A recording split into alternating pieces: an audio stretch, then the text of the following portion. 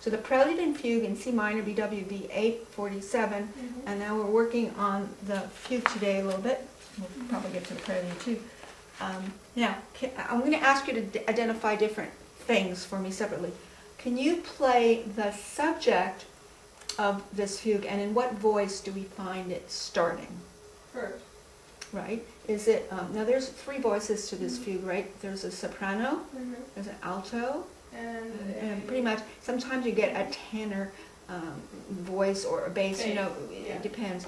But basically we have three voices, right? Because it doesn't start in the soprano, it starts where?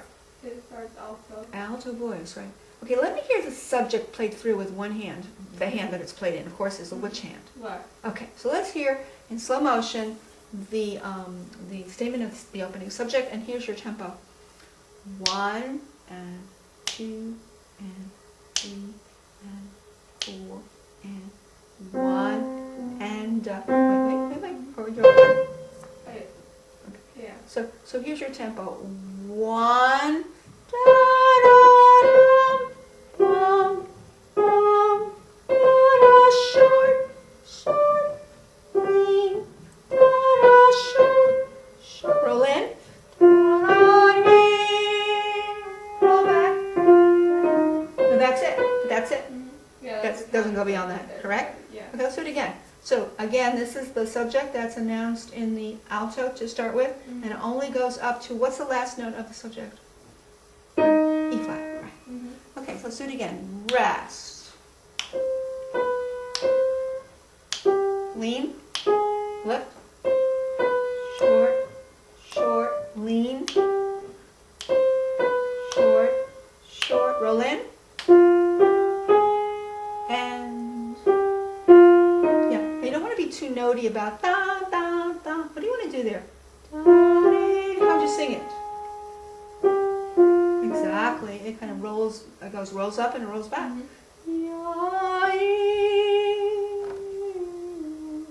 Exactly. So you want to shape everything nicely. I think we should play it a little deeper into the keys because it's MF, right? It's MF at the beginning. So let's play it a little deeper now, but the same shape. So rest. Lean.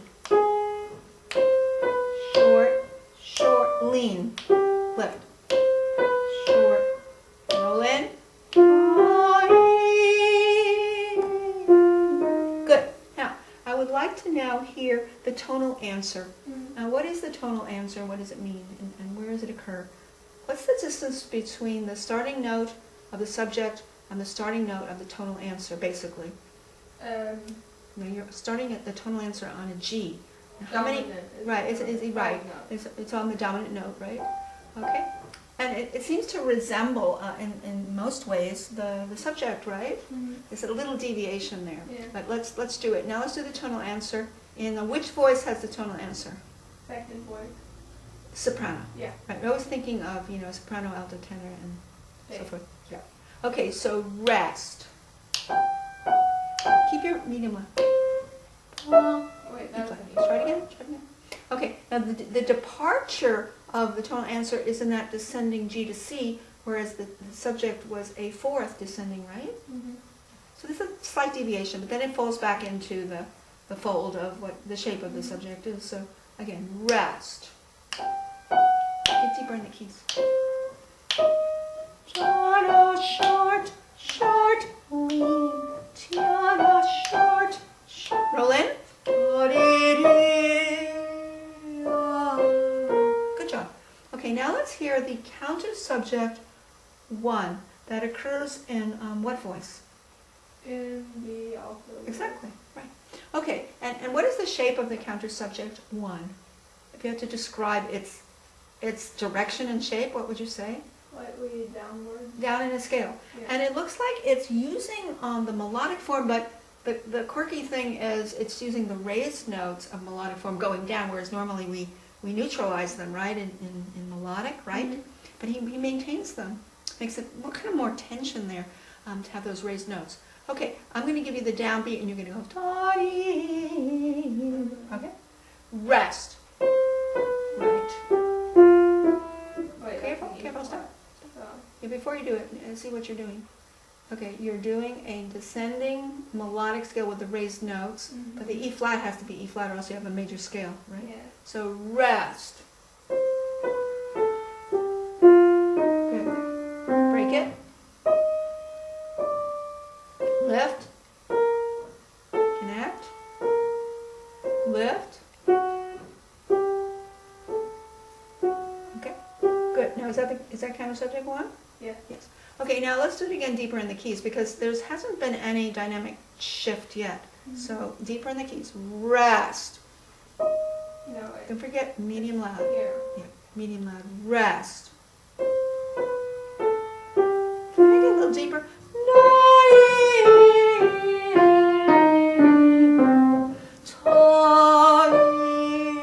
Lift.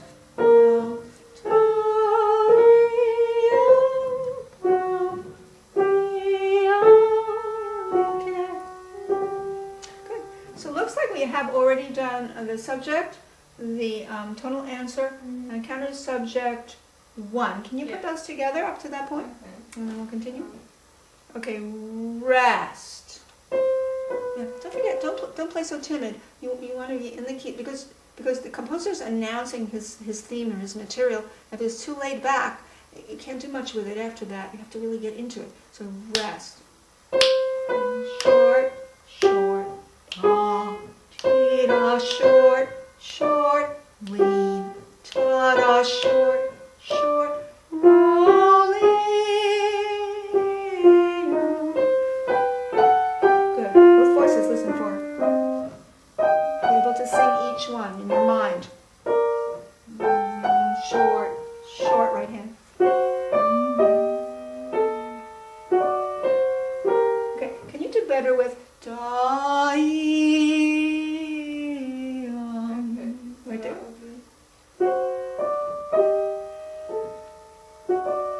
Yeah, it's a little too timid. It's too timid. Yeah, you need to get in the keys.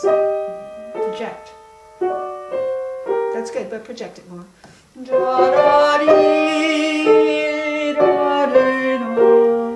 Good. So now you've put together a couple of things. Okay, what happens next in the next bunch of measures?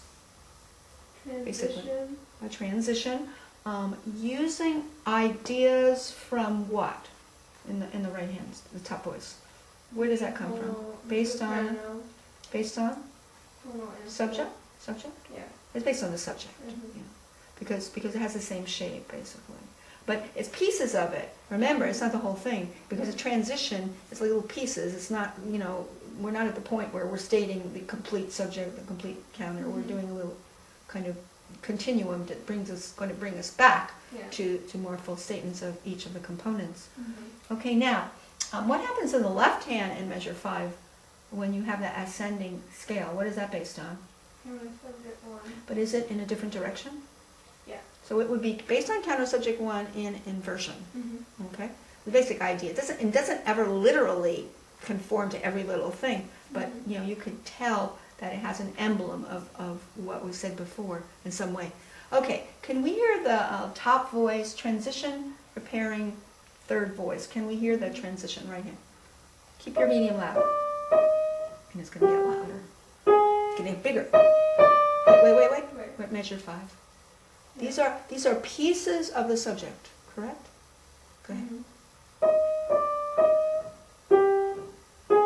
Ta-da-dum, pum, be more. Ta-da-dum, pum, pum, ti-di-di.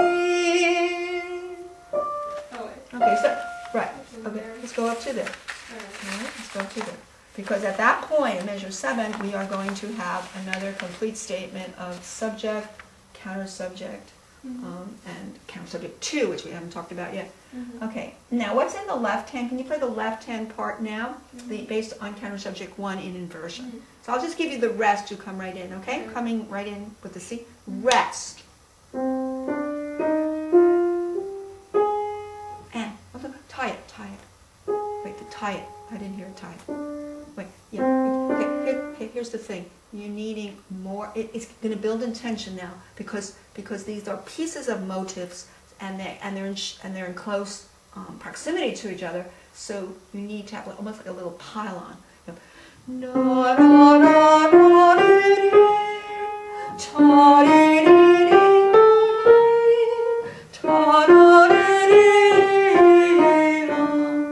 have to imagine you're in a choir. You know, the choir master is going to say, okay, you know, the tenors, you sing this, the altos, you sing this, you know your parts.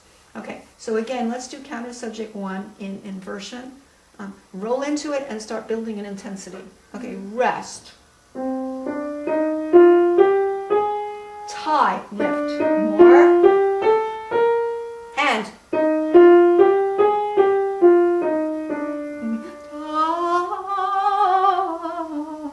Gets more. Okay, now let's put together transition, third voice on top, preparing third voice on top, and then the left hand doing counter subject 1 in inversion. You have 2 voices there. So don't play the first B flat, just go right, I'll do the rest. I'll make a rest out of it. Rest.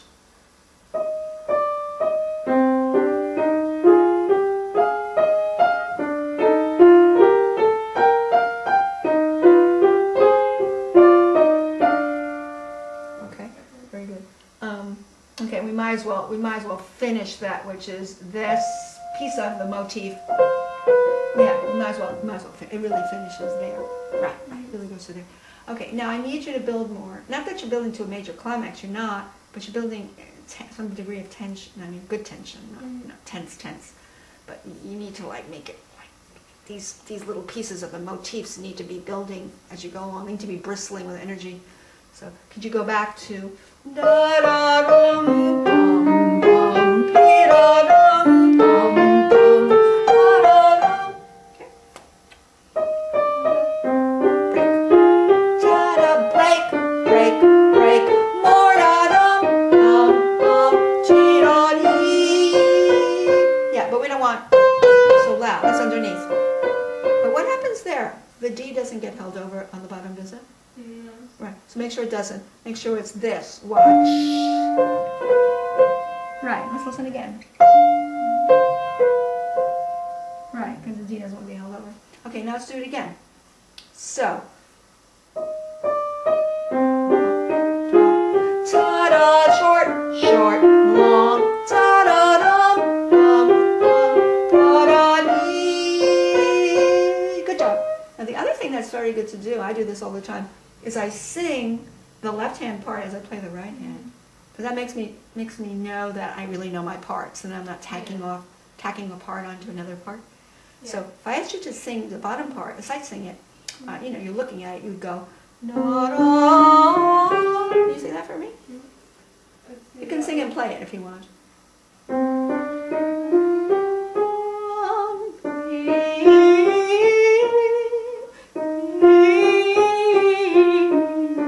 So beautiful, isn't it? Okay, now do the reverse.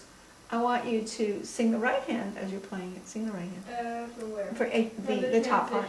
The transition. Okay. So. Ba, ba, chi, da, dum, bum. Sing it. Da, da, dum, bum, bum, chi, dee, dee. But you wouldn't play that. You would just go. Because you know what? That other part actually belongs. We should have done it. This belongs to this. Right? It belongs to the bottom. It does. Oh. Okay. Yeah, it does belong to the bottom. We should have spotted that. Yes. In other words, here's what's happening.